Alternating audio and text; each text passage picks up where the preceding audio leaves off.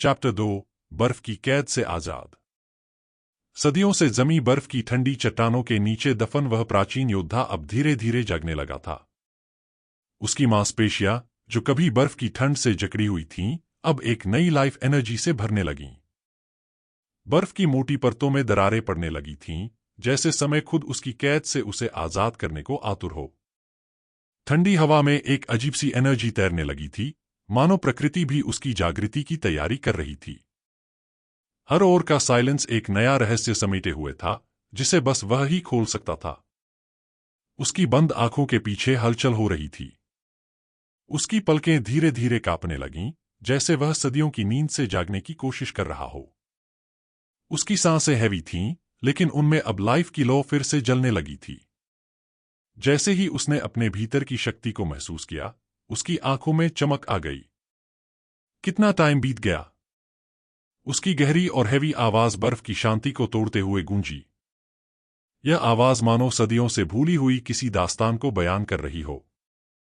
उसकी आवाज में थकान, समय का बोझ और एक अनकही पाव थी, मानो उसने अपने अस्तित्व के हर पल को महसूस किया हो। वह अब पूरी तरह जागरूक था और उसकी इच्छाएं फिर से जीवित हो गई थीं। वह समझता था कि अब उसे अपने अतीत का सामना करना होगा और उसके लिए यह नई एनर्जी उसके साथ ही होगी। जैसे ही उसने बर्फ से बाहर कदम रखा, उसकी आंखें चारों ओर फैली सफेदी को देखने लगीं।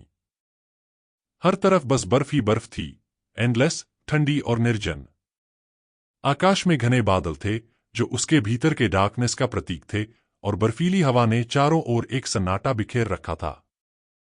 उसने लंबी सांस ली और एक पल के लिए आसपास का जायजा लिया। उसकी आंखों में हल्की सी चमक आई, फिर उसने जोर से एक सीटी बजाई, जो उसकी शक्ति को पुकार रही थी। उसकी सीटी की तीखी गूंज दूर दूर तक फैल गई, मानो इस वीरान जगह की स्टिलनेस को चीर रही हो। दोस्त, जागने का वक्त हो गया है, उसने गहरी आवाज में कहा। उसकी आवाज में आत्मविश्वास और शक्ति का अद्भुत मिश्रण था, जैसे उसे पूरी तरह यकीन हो कि उसकी पुकार का जवाब जरूर मिलेगा। यह आवाज सिर्फ एक बर्फीले सुनसान में नहीं, बल्कि एक नई दुनिया की शुरुआत के संकेत के रूप में गूंज रही थी। जैसे ही उसने ये कहा, आसपास की बर्फ तेजी से टूटने लगी। धरती हिलने लगी और बर्फ की चट्टानों के नीचे से एक विशाल आकृति बाहर आने लगी। बर्फ के टुकड़े टूटकर बिखरने लगे और जमीन हिलने लगी। उसका दिल तेजी से धड़कने लगा, मानो वह किसी महाकाय परिवर्तन का गवाह बनने जा रहा हो। उसकी आंखें बड़े उत्साह से उस आकृति को देखने लगीं। उसके सामने एक विशाल प्राणी बर्फ के नीचे से बाहर निकला, जो न केवल खतरनाक था, बल्कि अपनी भव्यता में अद्वितीय भी था। उसकी लंबाई कम से कम 15 मीटर थी और उसकी मांसल, चमकदार सफेद त्वचा पर बर्फ की परतें धीरे धीरे फिसल रही थीं, जैसे वह बर्फीली धरा का एक अनिवार्य हिस्सा हो। इस प्राणी की संरचना इतनी प्रभावशाली थी कि वह पावर और ब्यूटी का एक अद्भुत संयोजन प्रस्तुत कर रहा था। उसका चेहरा एक बेर की तरह चौड़ा था, परंतु उसकी आंखों में एक अजीब सी चमक थी, गहरी लाल और चमकदार, जैसे एक लायन अपनी शिकार पर नजर गड़ाए हुए हो। उसकी नाक चौड़ी और मजबूत थी, जो उसके अविश्वसनीय सेंसरी स्किल्स का संकेत दे रही थी। यह प्राणी अपने आसपास के वातावरण को भांपने की क्षमता रखता था, जैसे एक जंगली बेर अपनी गंध से शिकार की खोज करता है। प्राणी की खड़ी हॉर्न्स, जो उसके मस्तक से निकलकर आकाश की ओर उठती थीं, रात की सर्दी में भी चंद्रमा की रोशनी में चमकती थीं। ये हॉर्न्स न केवल उसके संरक्षण के लिए शक्तिशाली हथियार थे, बल्कि उसकी अद्वितीय खूबसूरती में भी चार चांद लगाते थे। यह एक मर्मस्पर्शी क्षण था, जब वह प्राणी एक राजसी जिराफ की तरह ऊंचा उठता, उसकी शान और बल की भावना को व्यक्त करता। उसकी लंबी, घुमावदार टेल, जो उसकी पीठ के पीछे लहराती थी, उसकी शक्ति और खूबसूरती को और भी बढ़ाती थी।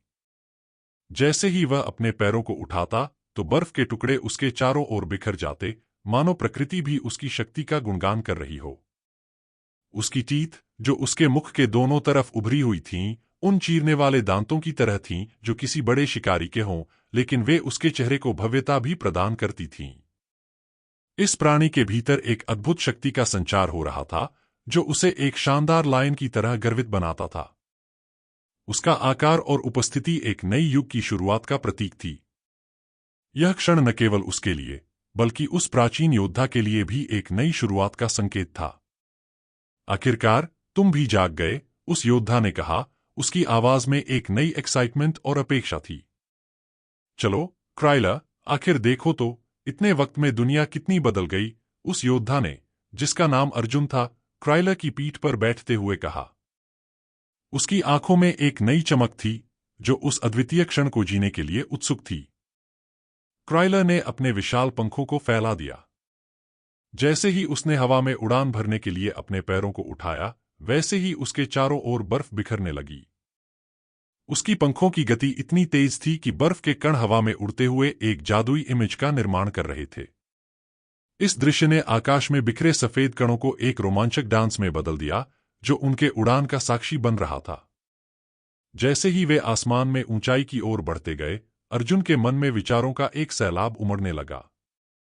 क्या उनकी यह फ्लाइट उन्हें नई चुनौतियों की ओर ले जाएगी? क्या उन्हें अपने अतीत से भागना होगा, या उन्हें अपने अतीत का सामना करना पड़ेगा? क्राइला की तेज उड़ान ने उसे महसूस कराया कि अब वह एक नई दुनिया में प्रवेश कर रहा है, जहां केवल पावर और करेज ही उनकी साथी हो सकती थी। उनकी आंखों के सामने फैले आकाश में बर्फीले पर्वत और विशाल सी थे। यह दृश्य उनके मन में एक नई क्यूरियोसिटी और एक्साइटमेंट भर रहा था। क्राइला की हर उड़ान ने उनके दिल में नई उम्मीदें जगाईं। तभी अचानक उनकी नजर एक छोटे से गांव पर पड़ी, जो दूर बर्फीले वातावरण में बसा हुआ था। गांव की छतें बर्फ से ढकी हुई थीं, और उसके चारों ओर बर्फीले पेड़ खड़े थे, जैसे किसी ने बर्फ की सफेद चादर ओढ़ रखी हो।